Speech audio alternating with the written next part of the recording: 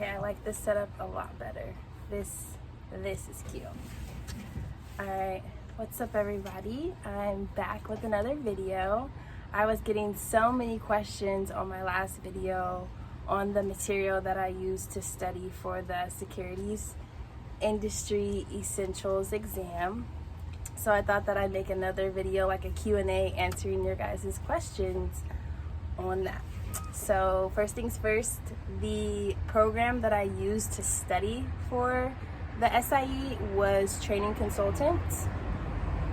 Training Consultants, you can go online and register for their course. I believe it was $150 to get into the course, and what comes with it is they mail you a hard textbook, and so that's nice. And then in the actual program, it's super user-friendly. It has each chapter that is going to be discussed on the test. It's broken down by each chapter and each section once you get logged into Training Consultants. And as you work on each section, at the end of the section, there's a quiz where it basically tests your knowledge, and if you get like a green score on the quiz, you're able to continue to the next section, and that's basically saying that you're familiarized with the material. If you get a red score, it's basically saying that it wants you to go back and review certain sections. It'll actually show you which sections you need to improve in. It goes by like a percentage. So that was helpful. And then also in Training Consultants, they have a study calendar. So you basically set the days where you have time to study. So for me, I started my course July 2020, and basically how I did it was I studied Monday through Friday. I chose to study in the morning time, so I was very fortunate and thankful that the job that I have, I work with a financial advisor, and he's my boss, and so he basically is paying for me to go through these courses and get licensed to be a financial advisor as well. And so he encourages me to study while I'm at work. So at work, I was able to study from, my schedule was between 8 and 10, Monday through Friday. If, like, for some reason I wasn't able to study for that long, like if I was able to just go from 8 to 9, I would pick up studying at the end of the day from 4 to 5, because my shift is from 8 to 5. So get some studying done in the morning, get some studying done in the evening, and anything that I don't get done that week, when the weekend comes, I would make time to kind of make up certain topics that I didn't get a chance to cover in that week.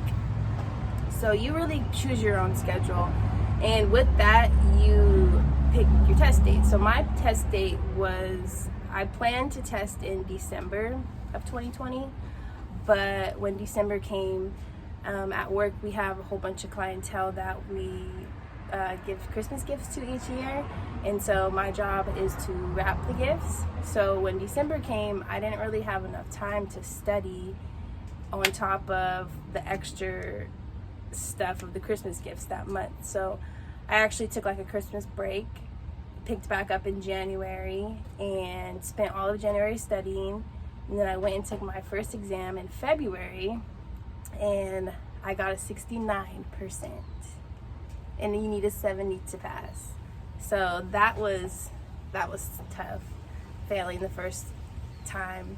But I'm actually going to do a different video talking about my failures, because I failed 2 times, and on the 3rd time is when I passed.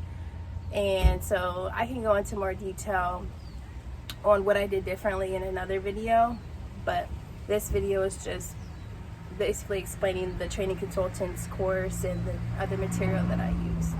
So yeah, that study calendar is super helpful. Also in Training Consultants, there is a glossary that you can reference.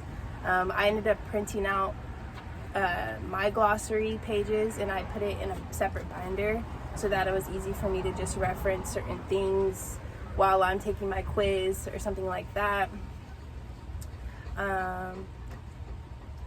The instructor of training consultants, her name is Tina.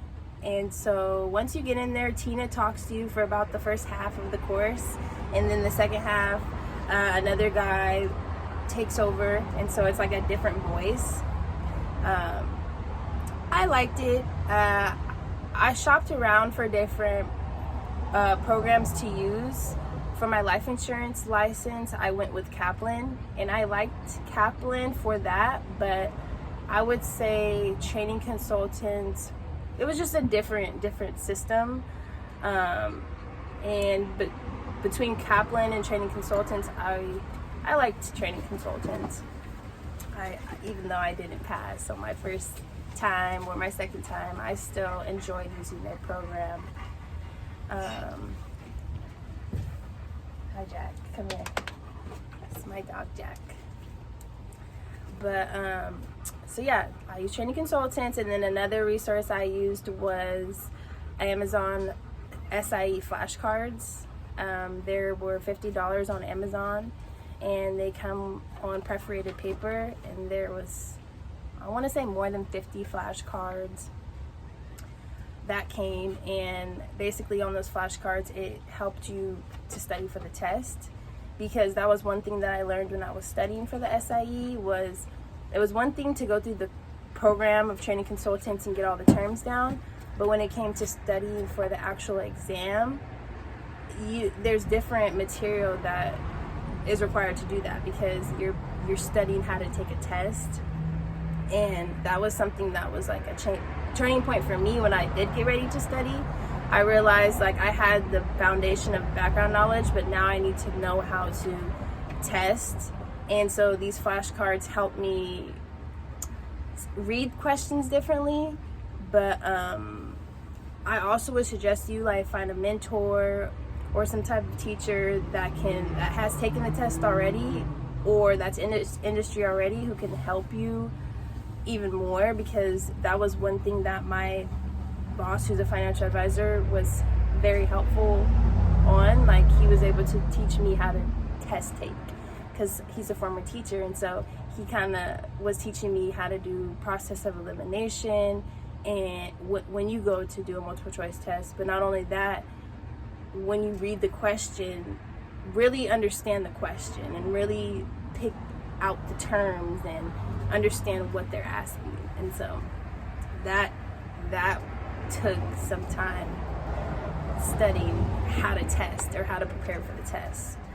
So Amazon flashcards, and also a whole bunch of online free SIE practice exams. I would suggest you guys take those, because test taking and just getting in that groove of sitting down for that long, on top of that, I believe the test was an hour and a half with 85 questions, 10 experimental questions. So that's a long time. So being able to just get into the rhythm of taking a test and sitting down for that long is super important. I was able to find a few free exams online that offered the 85 questions. Like the Finner website has a free practice exam that I would suggest you guys take, but it provides the same questions over and over again. It doesn't change the test, so that is only helpful for a few times.